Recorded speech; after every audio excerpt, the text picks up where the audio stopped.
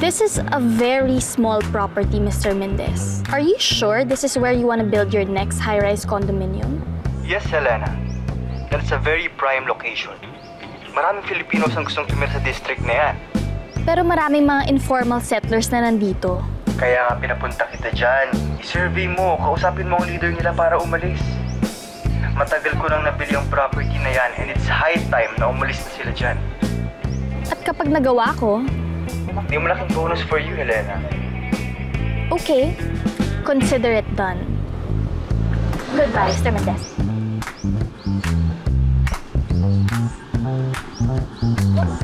Saan? Meron tayo. Ano ma'am?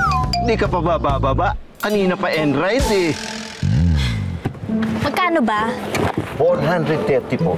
430. Mahal naman. Oh, ayan. 300 na lang. Lapit-lapit lang eh.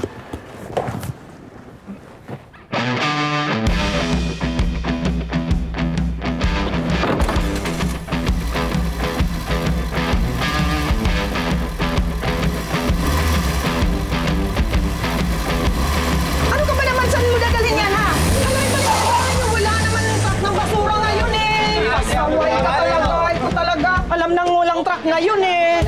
Excuse me? Yes po, ma'am. Ano po ang maitutulong ko?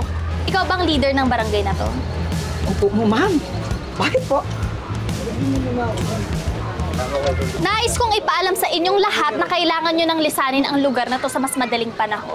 Dahil ang may-ari ng lugar na to ay si Mr. Arturo Mendez. At nakapagdesisyon na siya na magpapatayo siya ng high-rise condominium sa lugar na to. At binibigyan na lang kayo ng 1 buwan para makahanap ng malilipatan. Ha? Aba! At hindi pa rin pala siya nagsasawang magpadala ng kagaya mo para magsabi sa amin ng kung ano-ano. Ito lang ang masasabi ko, madam. At masasabi namin ng mga kasama ko dito na hindi nyo kami mapapalis dito kahit kailan. Kahit ikamatay pa namin! Excuse me! Kayong mga squatter ang umalis dito. Hindi nyo pagmamayari yung lugar na to. Sino may sabi sa'yo? Oo, amin ito at hindi kami alis dito. Ikaw ang lumayas! Layas! Layas! Tingin mo sa ano mo! Bitawan niyo ako! Amoy na babaho niyo! Babaho niyo! Ano ka kasi ililigtas kita, miss? Liligtas kita na. Huwag kang mapalit! Bitawan mo ako! Manyak ka! Iyak ka! Huwag kang mapalit!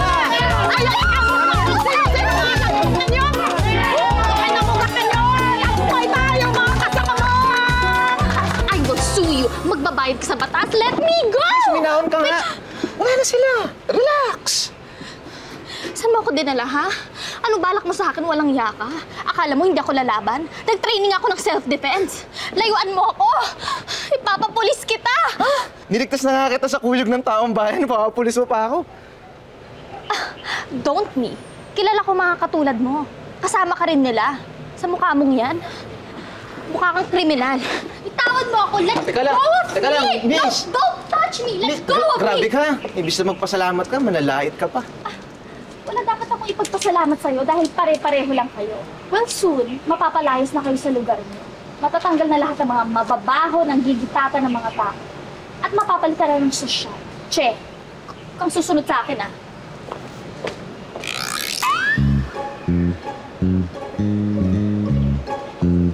Asan yung sakayan dito? Wala kang masasakyan dito. Gusto mo, atid ka sa sakayan.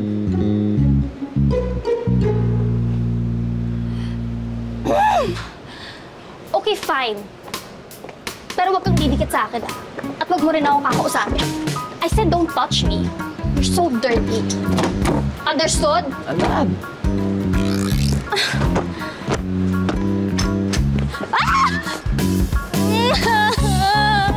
Yes, Mr. Mendez. Soon, mapapaalis na natin sila. Leave it all to me. Nice. Good job. O siya, bibigyan kita agad ng malaking bonus, ha? Treat yourself and your family. Or magwalwal ka with your friends. Nako, Mr. Mendez. I have no time for silly things. I have no friends and family. Lahat ng kinikita ko, solo ko siyang ine-enjoy. Kung minamalas ka nga naman, oh. Sir, can I call you back? Excuse me, ulitin mo nga yung sinabi mo. Kayo po yung maarting pasahero ko kanina. Yung nanduga sa akin ng 130 pesos. How dare you? Aba ma'am, kayo na nga itong kulang ang binayad. Mandurugas. Walang iya ka? Stop the car! Ibaba mo ako! Stop the car! Oh my gosh! Papatanggal kita sa app na to. Walang iya ka. Abusado kang driver ka. Stop the car! Stop the car! Oh my God! Stop the car! Stop it! Walang iya ka? Sisiguraduhin ko na mawawalan ka ng trabaho! Ma'am, bayad nyo! Leave!